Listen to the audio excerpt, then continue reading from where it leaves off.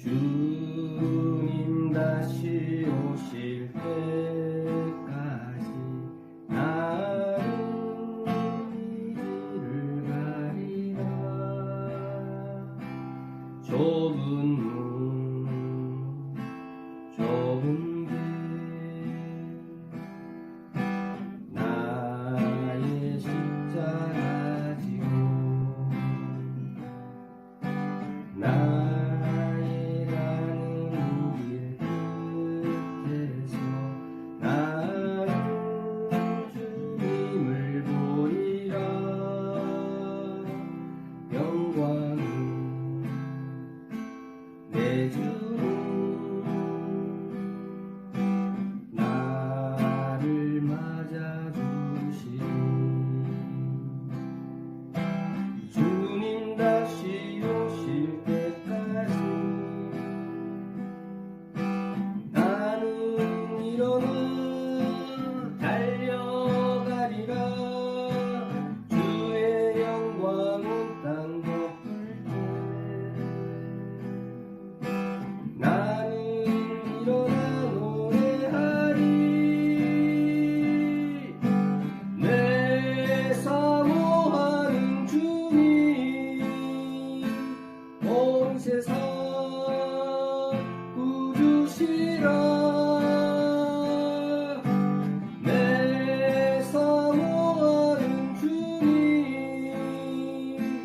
영광의 왕이시라.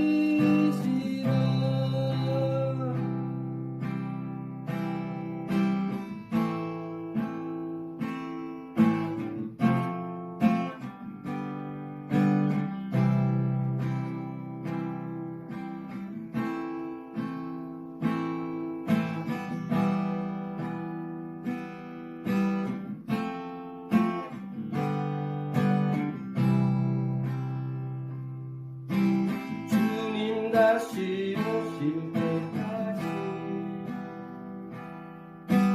나는 일어나 달려가리라. 주의 영광은 땅 덮을 때 나는 일어나 노래하리. 내 사모하는 주님 온 세상 구주시라.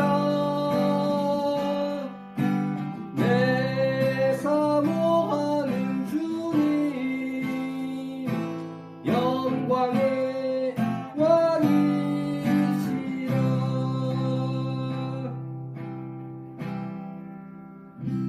아멘.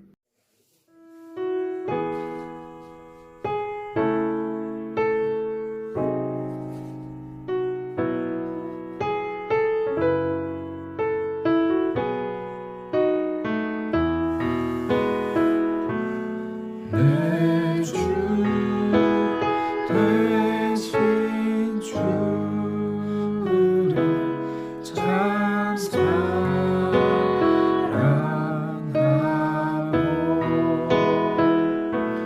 곧 그에게 제가고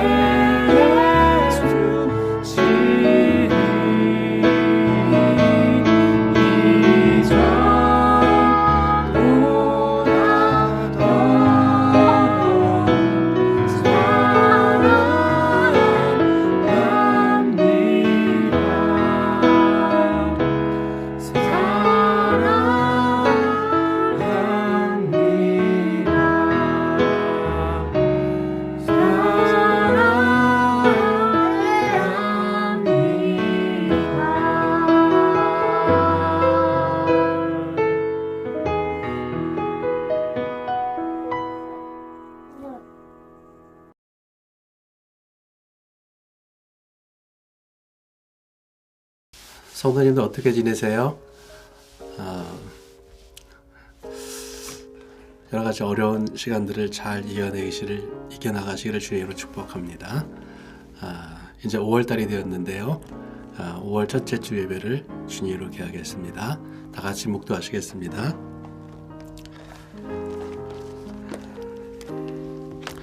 할렐루야. 그의 성소에서 하나님을 찬양하며 그의 권능의 궁창에서 그를 찬양할지어다. 그의 능하신 행동을 찬양하며 그의 지극히 위대하심을 따라 찬양할지어다. 나팔소리로 찬양하며 비파와 수금으로 찬양할지어다. 소고치며 춤추어 찬양하며 현악과 튼소로 찬양할지어다. 큰 소리 나는 제금으로 찬양하며 높은 소리 나는 제금으로 찬양할지어다. 호흡이 있는 자마다 여호와를 찬양할지어다. 할렐루야. 기도하겠습니다. 하나님 아버지, 5월 첫째 주 예배를 시작합니다. 오랜 시간 동안에 함께 모이지 못하고 각 가정에서 예배를 드리고 있습니다. 하나님 기도합니다. 빨리 이 시간들이 잘 지나가서 함께 모여서 주님을 찬양하고 함께 기도하며 함께 예배하고 싶습니다. 하나님 아버지, 이 코로나로 인한 이 어려운 시간들이 빨리 지나기를 원합니다. 주여 주님의 은혜가 함께하여 주시옵소서. 하나님, 여러 가지 사업으로 또 여러 가지 일들로 힘겨운 시간들을 보내고 있는 분들이 있습니다. 빨리 이 시간들이 지나야지만이 사업을 재개할 수가 있습니다. 하나님, 우리 사랑하는 성도들 힘을 주시고 은혜를 주시옵소서.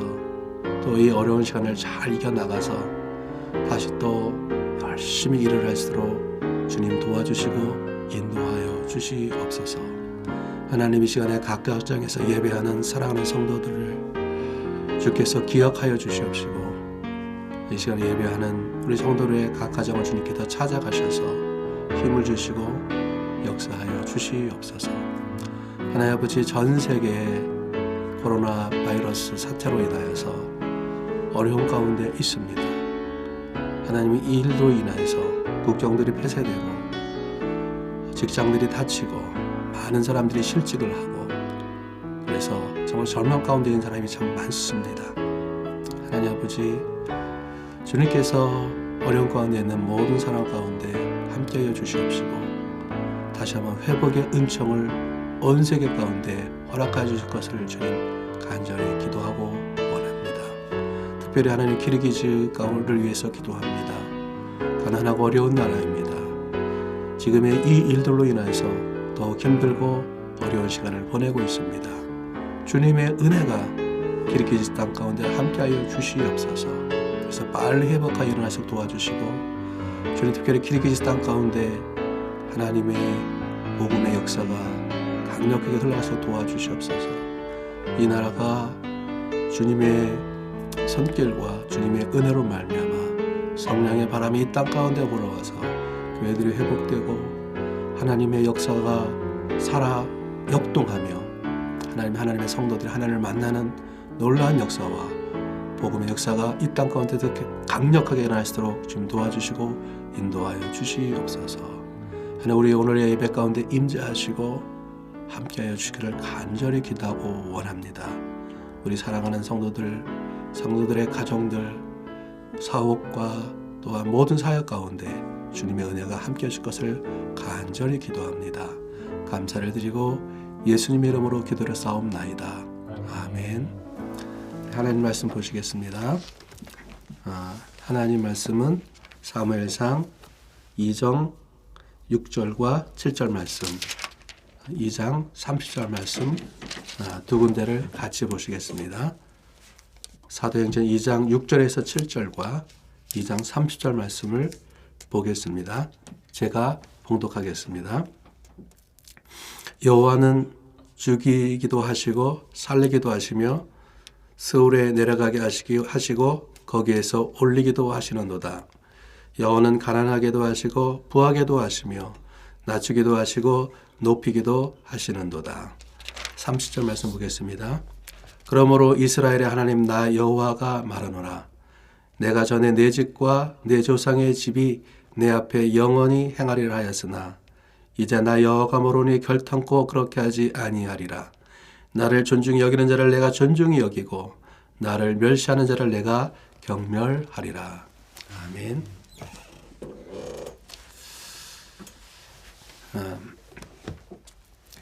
미국의 사탄을 믿는 사탄교회 신자가 100만 명 정도가 된다고 합니다. 사탄교회 본부가 샌프란시스코에 있습니다.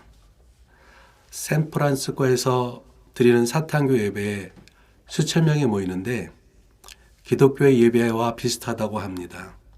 찬양이 있고 교제가 있고 훈련도 있습니다. 예배 중에는 꼭 마술이 있습니다. 그리고 관 속에 벌거벗은 여자를 누워놓고 그 주위를 돌면서 예배를 하고 마술을 합니다. 문제는 사탄교회 예배 의식 속에 조는 사람이 하나도 없습니다. 졸리겠습니까? 자다가도 다 깨겠지요. 시종일관 육신의 모든 자극을 다 끌어내는 것입니다. 그것이 사탄교회 예배입니다. 평화가 욕망을 충족시켜라 하는 것입니다. 우리가 하나님을 믿을 때 잘못 믿으면 내 욕망을 충족시키는 하나님으로 믿을 수가 있습니다. 내가 원하는 것을 들어주시는 하나님, 겉으로는 하나님을 믿는 것 같은데 속 내용을 보면 내 욕망 충족을 위해서 존재하시는 하나님으로 믿을 수가 있습니다. 오늘 저희가 읽은 성경의 말씀은 사무엘서의 말씀입니다. 사무엘서는 한나의 이야기로 시작합니다. 왜 한나의 이야기로 시작할까? 한나의 모습이 당시 이스라엘의 모습이었습니다. 한나의 이름의 의미가 무엇인가? 은혜, 자비, 국률이라는 의미입니다. 하나님으로부터 자비가 있는 사람, 은혜를 받은 사람, 국률을 받은 사람이라는 의미입니다. 그러나 실제 한나의 삶에서는 은혜가 없고 자비가 없습니다. 왜 은혜가 없고 자비가 없는가? 한나에게 자식이 없기 때문입니다. 당시의 사람들은 이렇게 생각하고 있었습니다. 창세기 1장 27절에서 28절을 보면은요. 하나님이 자기 형상 곧 하나님의 형상대로 사람을 창조하시되 남자와 여자를 창조하시고 그들에게 복을 주시며 하나님이 그들에게 이르시되 생육하고 번성하여 땅에 충만하라. 땅을 정복하라. 바다의 물고기와 하늘의 새와 땅에 움직이는 모든 생물을 다스리라 하시니라.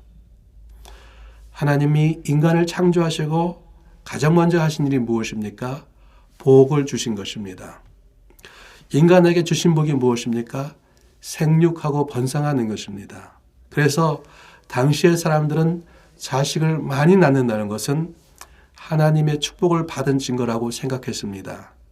시편 127편 3절에서 5절을 잠깐 보겠습니다. 보라, 자식들은 여호와의 기업이요 태의 열매는 그의 상급이로다. 젊은 자의 자식은 장사의 수중의 화살 같으니 이것이 그의 화살통에 가득한 자는 복되도다. 자식이 많다는 것은 하나님의 축복으로 여겨졌습니다. 반대로 아이를 낳지 못하는 여인들은 이러한 하나님의 축복을 받지 못한 여인이라고 생각했습니다. 그래서 이런 여인을 복이 없는 여인이라고 생각해서 멸시를 받았습니다. 한나의 삶이 그랬습니다. 남편이 특별히 그녀를 사랑했지만 자식이 없음으로 인해서 다른 부인인 분인나로부터 조롱을 받고 멸시를 받았습니다. 그러면 왜 사무엘서가 한나의 이야기로 시작하는가? 이것이 당시 이스라엘의 모습입니다. 이스라엘은 하나님으로부터 거룩한 백성으로 부르심을 받았습니다. 제사장 나라로 부르심을 받았습니다. 그러나 실제로 그들의 삶은 거룩한 백성으로의 삶을 살지 못했고 제사장 나라로서의 사명을 감당하지 못하고 있었습니다. 이름만 이스라엘이었던 것입니다. 이러한 한나가 하나님의 은혜를 드디어 받았고 아이를 출산하게 됩니다.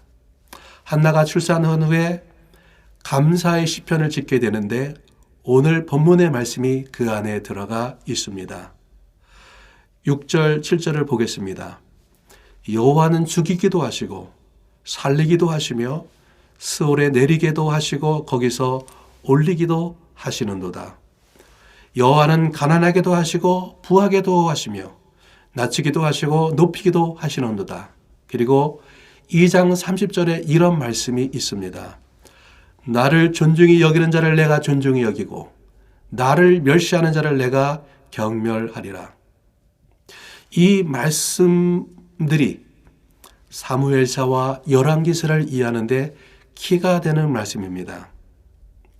여호와는 죽이기도 하시고 살리기도 하시고 가난하게도 하시고 부하게도 하시고 낮추기도 하시고 높이기도 하신다.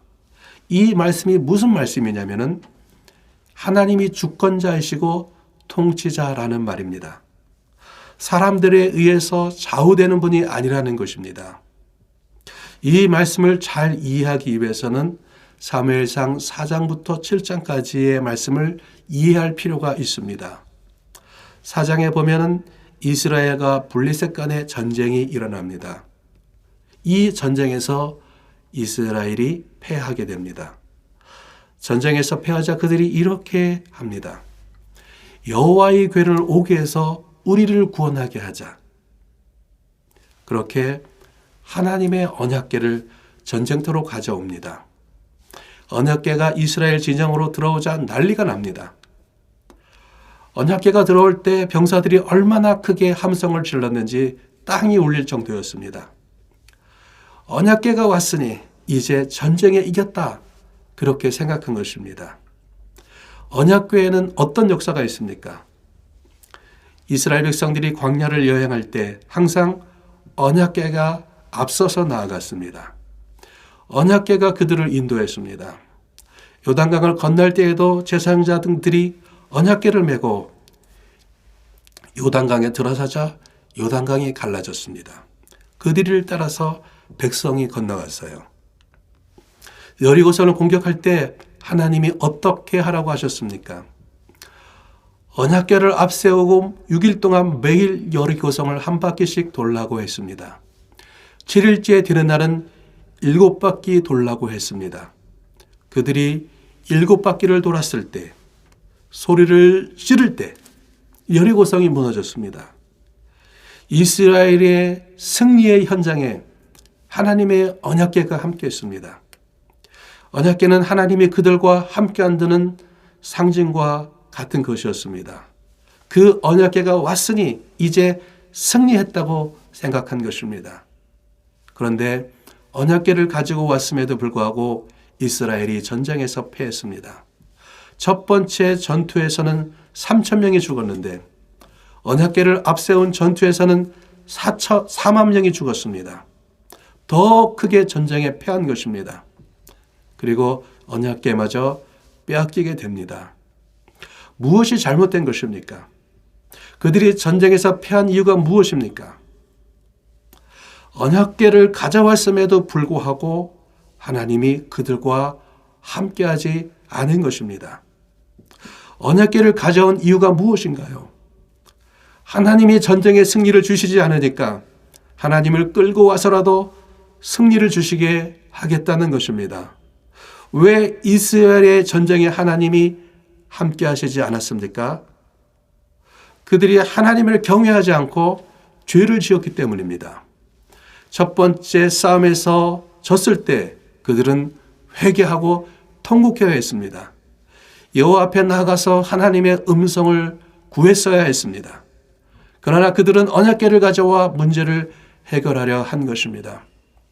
하나님을 데려와서 전쟁에 이기게 하겠다는 것입니다. 이런 거예요. 나는 하나님의 뜻에 순종하며 살지 않으면서 하나님, 당신은 내게 축복만 해주시면 됩니다. 하나님을 이용하는 것이죠. 하나님이 사람에게 이용당하시는 분이십니까? 피조물이 창조주를 조정할 수가 있나요? 피조물이 창조주를 조정할 수 있다면 그것은 창조주가 아니겠지요. 잡신이겠지요. 우리는 그런 기도를 합니다. 하나님, 하나님께 영광을 돌리게 내 아들 서울대에 들어가게 해주세요. 하나님, 하나님께 영광이 되게 이 사업고 성공하게 해주세요. 하나님, 이번에 꼭 승진하게 해주십시오. 그래서 하나님께 영광이 되게 해주세요. 이렇게 기도를 합니다. 이스라엘의 군대가 군대에 연합계가 왔을 때 이런 고백들을 해왔겠지요. 하나님, 블레셋을 이기게 하셔서 당신의 영광을 드러나게 하셔서 그렇게 고백했을 것 같습니다. 저희가 착각하는 것이 있어요. 하나님은 스스로 모든 영광을 가지고 계신 분이십니다. 하늘과 땅이 그분의 영광을 드러내고 있다고 말씀하고 있습니다. 내 아들이 서울대 가서 내가 성공해서 하나님의 영광을 보태겠다고요? 착각하지 마십시오. 하나님은 이미 이 우주의 모든 만물의 모든 영광을 가지고 계신 분이세요. 하나님은 그 영광이 넘치고 넘치는 분이십니다. 우리가 힘있게 찬양한다고 그분의 영광이 더해지고 힘없게 찬양한다고 그분의 영광이 감해지는 것이 아닙니다.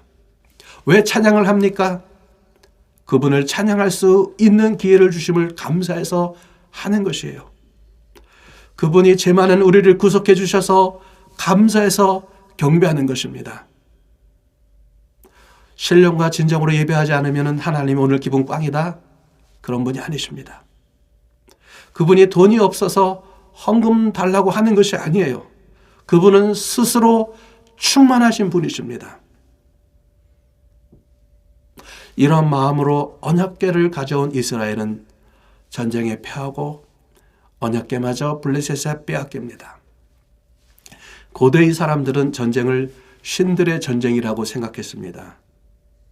그래서 전쟁에서 이스라엘이 블레셋에게 졌다는 것은 여호와가 블레셋의 다곤 신에게 졌다는 것이 됩니다. 그들은 그렇게 생각했어요. 사무엘상 5장에 보면은 블레셋이 빼앗은 언약궤를 블레셋의 신인 다곤 신전에 갖다 둡니다. 우리의 신이 여호와를 이겼다. 여호와를 포로로 잡았다. 그래서 그들의 신전에 갖다 놓은 것이에요. 아이러니한 것입니다. 진짜 신이 가짜 신의 신상 앞에 있습니다.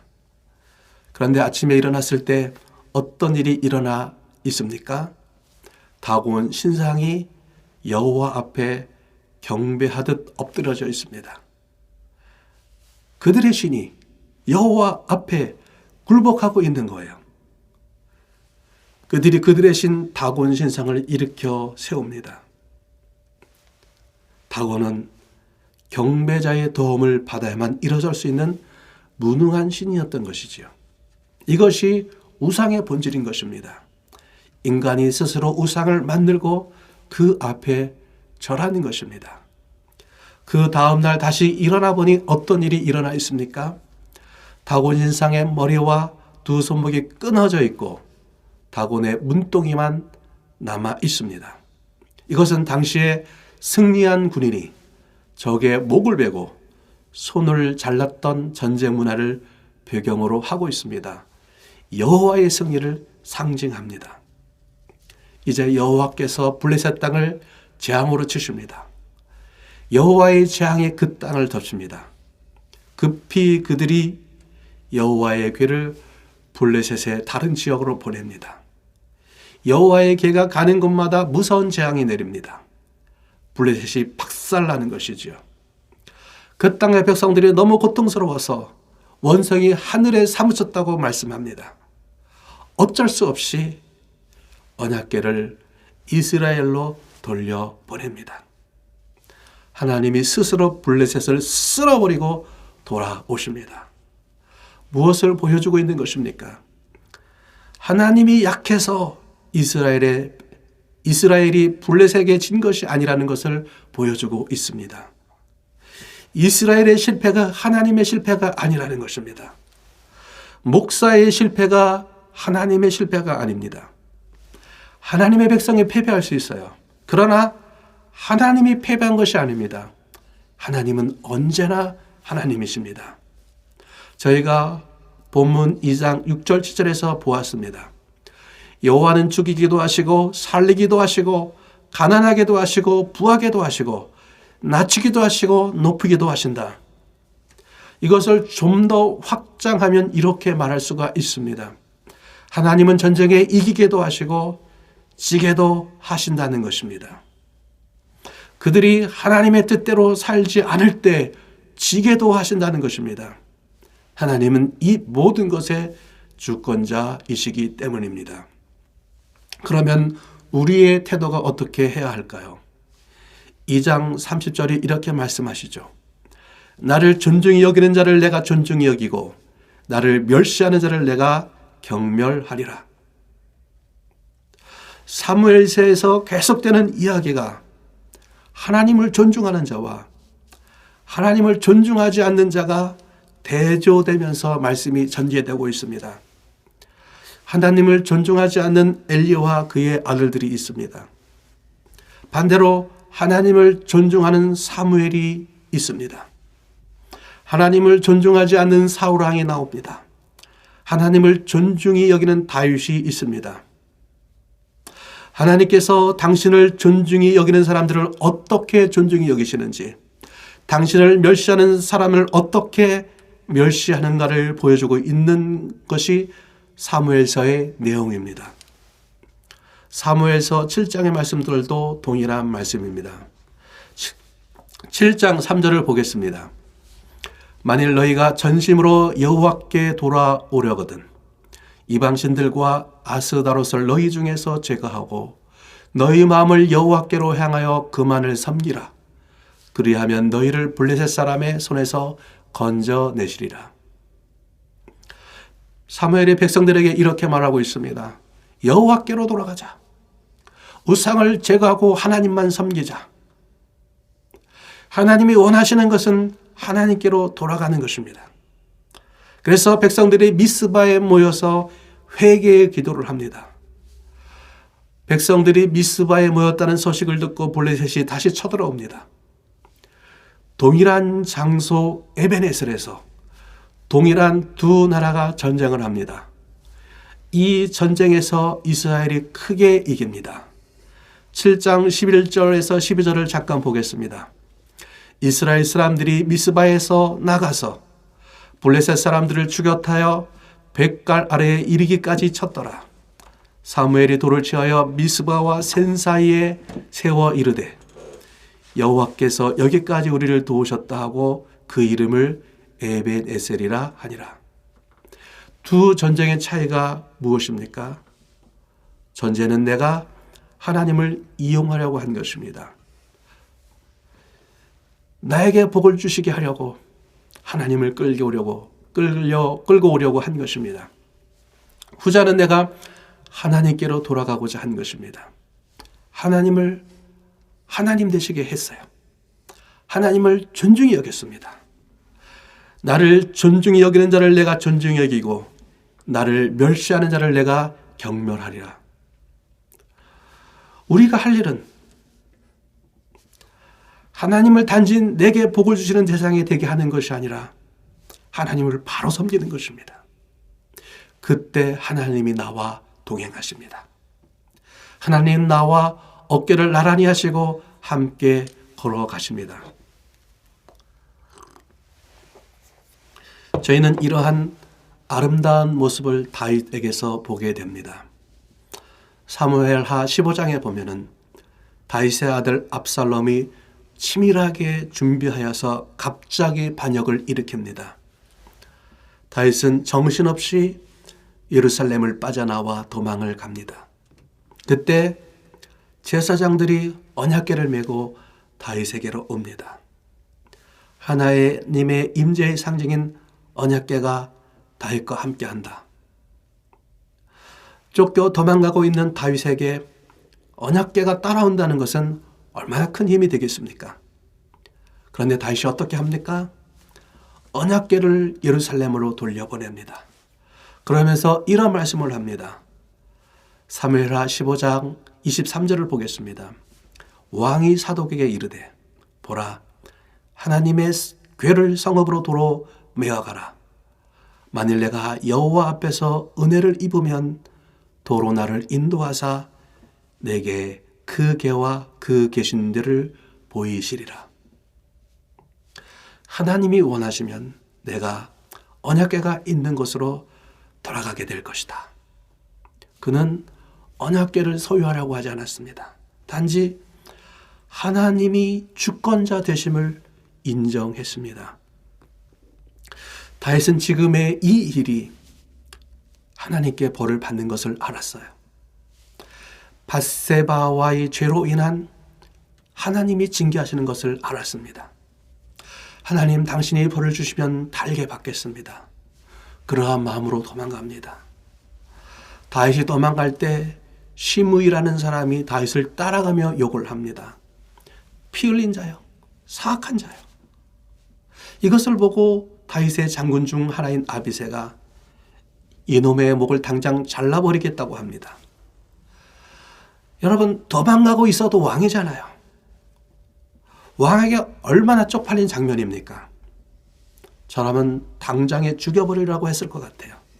그때 다윗이 이렇게 얘기하는 것이죠. 나더라. 여호와께서 그를 통해 다윗을 저주하라 하십니다. 하나님의 벌을 달게 받겠습니다. 하나님을 존중히 여기는 것입니다. 하나님을 존중히 여기는 자를 하나님은 존중히 여기십니다. 하나님은 그런 다윗을 다시 회복시키십니다. 차이가 무엇인가? 어떻게 하나님을 대하는가? 거기에 있는 것이죠. 우리는 하나님을 도구화하려고 하는 유혹을 받습니다. 내가 원하는 대로 되지 않을 때 하나님께 불평합니다.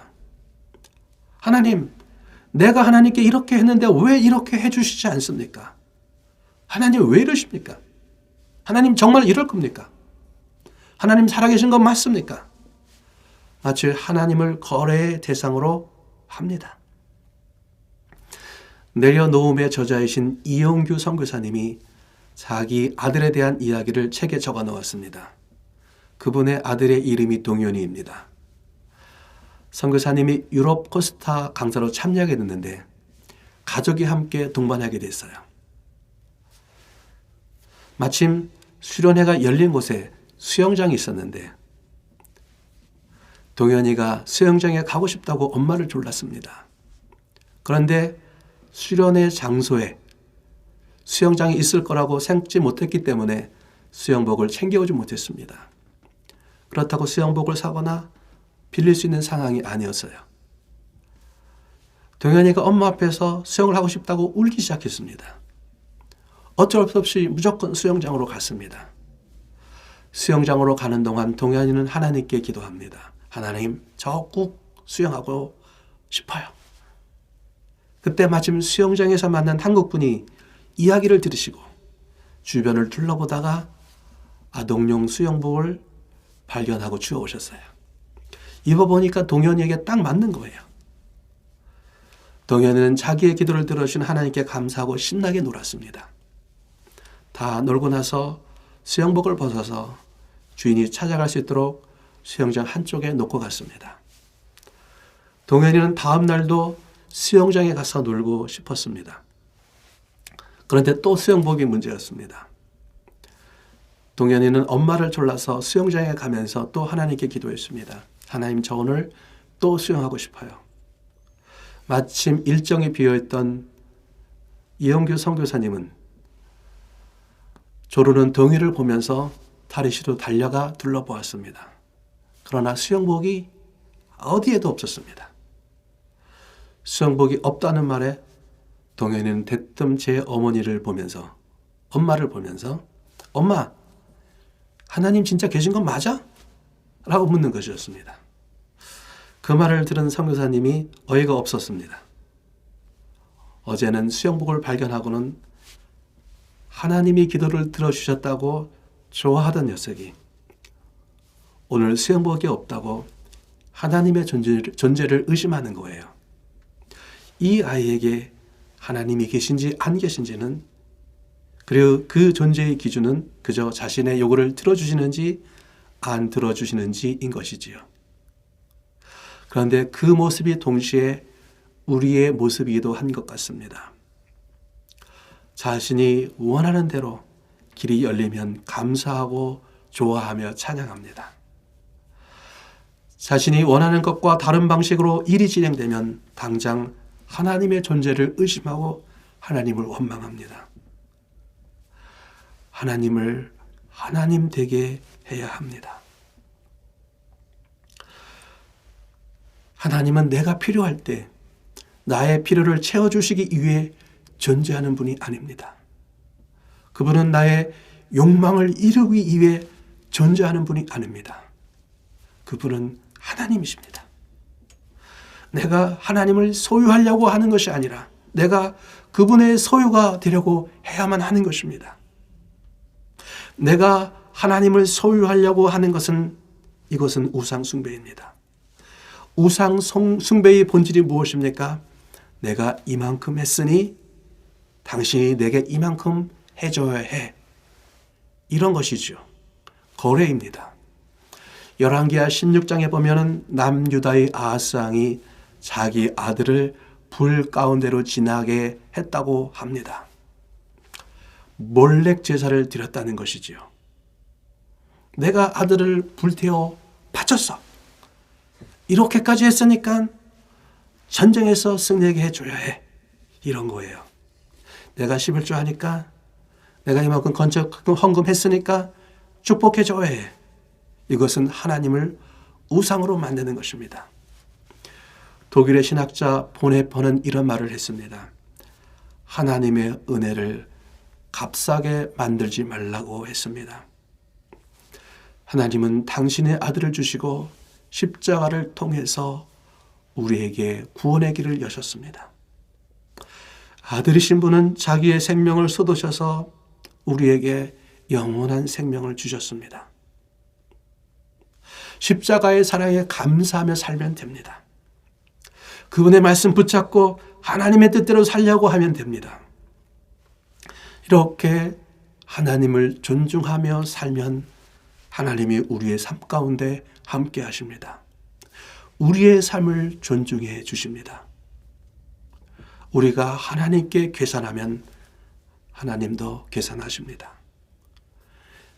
저희의 내적인 마음의 태도가 하나님 앞에서 순전해야만 합니다. 그러면 하나님이 우리를 존중하십니다. 하나님이 존중하는 인생은 가장 복된 인생이 될 줄 믿습니다. 함께 기도하시겠습니다. 우리가 이 시간에 우리를 다시 한번 돌아봤으면 좋겠습니다. 우리는 하나님 앞에 어떤 모습으로 살아가고 있는가 한번 돌아보았으면 좋겠습니다. 하나님은 주권자이십니다. 하나님은 온 세상의 통치자입니다. 하나님은 창조주이십니다. 하나님은 우리를 사랑하셔서 당신의 독생자 아들을 우리에게 주신 분이십니다. 우리를 사랑하시는 분이시죠. 그런데 많은 사람들이 하나님을 믿을 때 우상 숭배와 같이 믿는 모습을 볼 때가 참 많습니다. 내가 이렇게 해줬으니까 하나님 이렇게 주셔야 합니다. 하나님 왜 이러십니까? 내가 당신에게 얼마나 헌신했습니까? 내가 당신에게 얼마나 많은 것을 드렸습니까? 그런데 왜 이렇게 해주지 않습니까? 마치 기브 앤 테이크 거래로 신앙생활하는 모습이 있지 않습니까? 오늘 우리가 본문에서 본 이스라엘의 모습이 그랬습니다. 신앙생활은 이렇게 하는 것이 아닙니다.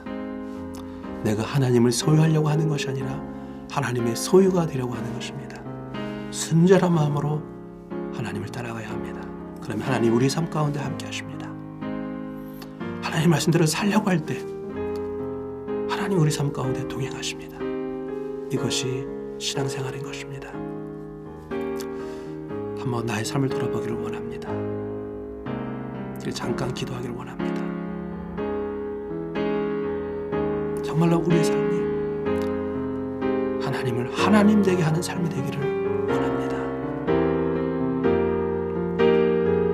기도하시겠습니다. 하나님 아버지, 오늘 저희가 말씀을 통해서 저희의 삶을 다시 한번 뒤돌아보기를 원합니다. 하나님, 오늘도 우리는 하나님 앞에 순전하고 온전하게 하나님을 따라가기를 원합니다. 이스라엘을 봅니다. 그리고 하나님 앞에서 온전히 하나님 주권을 인정하면서 돌아간 다윗의 삶을 돌아봅니다. 다윗은 도망가며 쫓겨갈 때 언약궤가 왔을 때 언약궤를 돌려보냅니다. 그러면서 이렇게 고백합니다. 하나님께서 나를 돌아오게 하시면 내가 언약궤를 보겠다고 말씀하고 있는 것입니다. 다윗은 언약궤를 소유하려고 하지 않고 하나님의 주권을 인정하며 그분의 소유가 되고자 했습니다. 이러한 다윗의 인생을 하나님께서 존중하셨습니다. 하나님, 우리의 인생이 하나님이 존중하는 인생이 되기를 원합니다. 하나님이 존중하는 인생만큼 멋진 인생이 어디에 있겠습니까? 하나님, 나의 삶이 그렇게 되기를 원합니다. 하나님 함께 하시고 인도하여 주시옵소서. 예수님의 이름으로 감사하며 기도드려 싸움나이다. 아멘. 다 같이 축도하시겠습니다. 지금 우리 주 예수 그리스도의 은혜와 하나님 아버지의 크신 사랑과 성령의 임재 교통 동행하심이 지금부터 영원까지 함께 하실 것을 우리 사랑하는 비식객 한인교회 성도들과 기록식 땅에 있는 교회와 성도들 가운데 지금부터 영원까지 함께 하실 것을 간절히 축원하옵나이다. 아멘.